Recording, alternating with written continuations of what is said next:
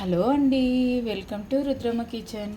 నేను కోఫ్తా కర్రీ చేశాను కదా, ఆలు కోఫ్తా కర్రీ చేశాను. ఇది గ్రేవీ నేను ఇప్పటిదాకా వేసుకున్నాను కదా. చూడండి ఎంత ముద్దు ముద్దుగా వచ్చినాయి, స్మార్ట్గా వచ్చినాయి కదా, ఎంత మంచిగా కనిపిస్తున్నాయి కదా. ఒకటి ఓపెన్ చేసి చూపించాలి. చూడండి బుస్సు బుస్సు అంటున్నాయి. చూడండి ఎంత బాగుంది కదా. చూస్తుంటేనే నోరు ఊరిపోతుంది తినాలని. గరం గరం వాన పడుతుంది కదా, గరం గరం తింటుంటే హాయిగా ఉంటుంది. ఇప్పుడు మనం కర్రీ అంతా దీంట్లో వేసుకున్నాము.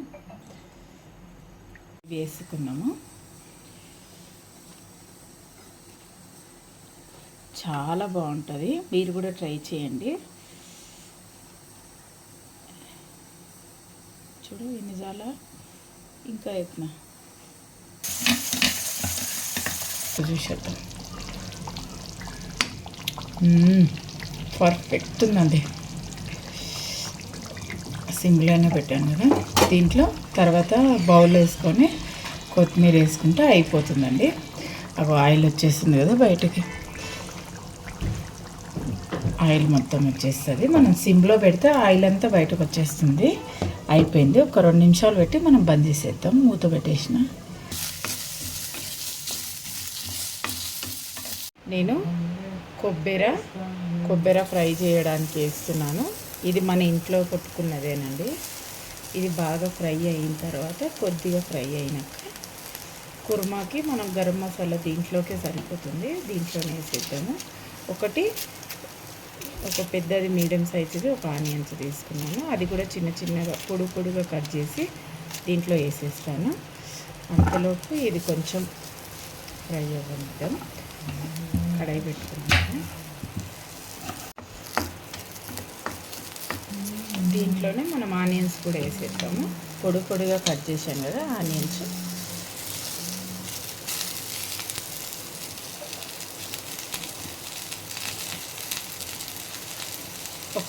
ఒక ఇంచ్ అంతా దాల్చిన చెక్క, ఒక అనాస పువ్వు ఒకటి ఉంటుంది. ఇది 2 ఇలాచీలు, 5-6 లవంగాలు. దీంట్లోనే కొంచెం ఒక చిన్న సగం అంతా స్పూను జీలకర్ర, 2 స్పూన్లంతా నువ్వులు వేసుకున్నాం. ఇది కొద్దిగా ఫ్రై అయిన తర్వాత మనం అవి వేసుకున్నాము.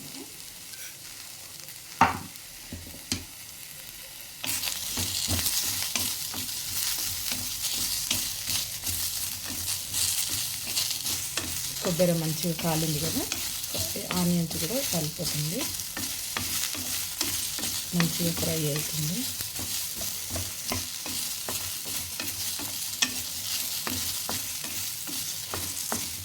ఆలు కోఫ్తాకి ఇది బాగుంటుంది అనమాట. గ్రేవీ కోసం ఇది చేస్తున్నాను.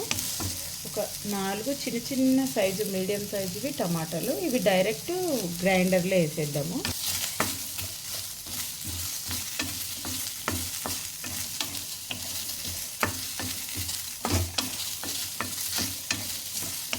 ఇప్పుడు ఒక 2 స్పూన్లంతా నువ్వులు కూడా మనం దీంట్లోనే యాడ్ చేసుకుందాం. దీంట్లోనే కొంచెం ఫ్రై అయిపోతుంది. 2 స్పూన్లంతా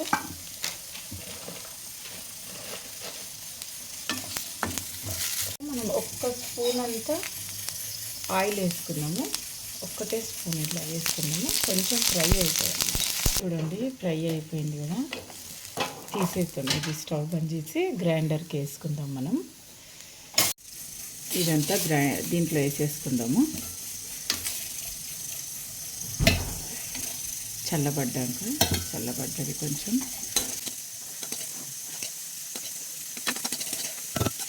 దీంట్లోనే టమాటా కూడా వేసేసుకుందాం. మన దాంట్లో 4 టమాటాలు కట్ చేసాం కదా, చిన్నది మీడియం సైజుది.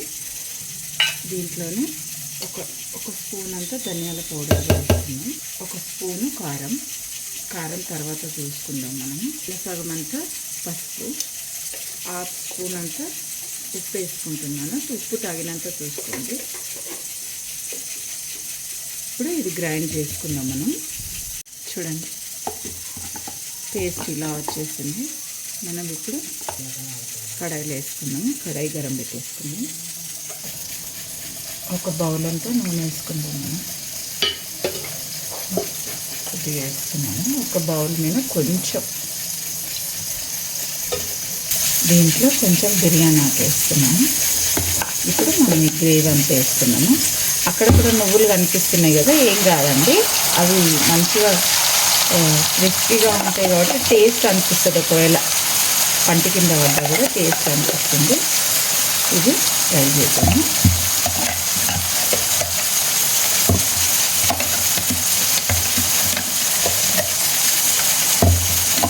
బాగా ఉడకనిద్దామండి. ఇట్లా బాగా నూనెలా ఫ్రై అయింది. ఆల్రెడీ మనకు ఆనియన్స్ ఇవన్నీ ఫ్రై అయినాయి కదా, జల్దీ నూనె వస్తుందన్నమాట, ఉడికిపోతుంది. మనకు టమాటా ఒకటే పచ్చిది కదా, టమాటా కోసమే మనం ఇది ఉడకబెట్టినప్పుడు దీంట్లో కొంచెం వాటర్ వేసుకున్నాం మన జార్లో.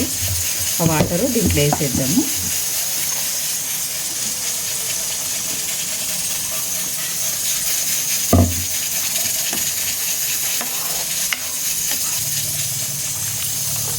ఇది సిమ్లో పెట్టి బాగా ఉడకనిద్దాము. ఆయిల్ బయటకు వచ్చేస్తుంది. ఇలా ఉంటే చాలండి, ఇలా ఉంటే చాలు.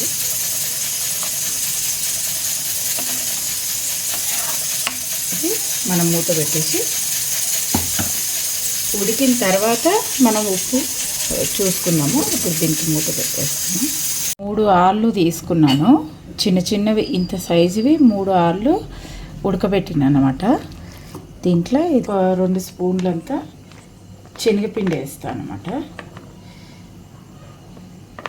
2 స్పూన్లంతా వేసిన. ఇప్పుడు ఇది మన ఎండుమిర్చి ఇవి దొరుకుతాయి కదా, మన ఇంట్లో కూడా చేసుకోవచ్చు. ఇది ఒక చిన్న 1/2 స్పూన్ అంతా ఇవి, ఇంత తగినంత ఉప్పు వేసుకొని ఇది మంచిగా కలుపుకున్నాము. మనకు నీళ్ళు ఏం అవసరం పడవు, ఎందుకంటే ఆలు పచ్చిగా ఉంటుంది కదా, నీళ్ళు ఏం పట్టవు.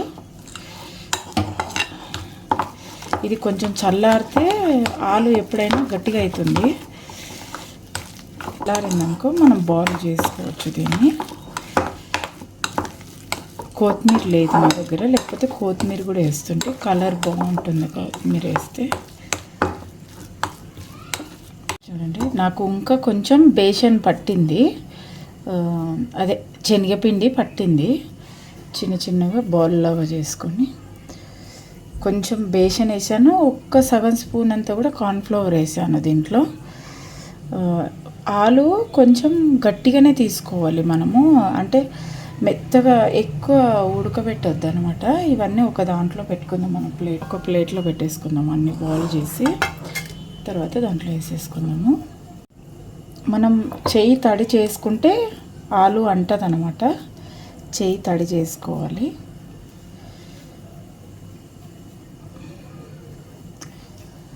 ఇక్కడ క్రాకులు రాకుండా రౌండ్గా ఇలా ఇలా పెట్టేసాను అన్నీ. కడాయిలో కూడా వేసుకున్నాము. నూనె గరం అయింది.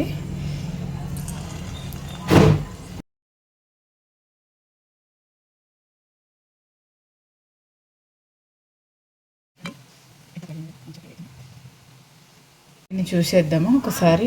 అప్పుడు పెట్టాం కదా, చూడండి మంచిగా ఉడికిపోయింది, ఆయిల్ బయటకు వచ్చేసింది కదా. మనం ఇప్పుడు ఒకసారి ఉప్పు చెక్ చేసుకుందాము.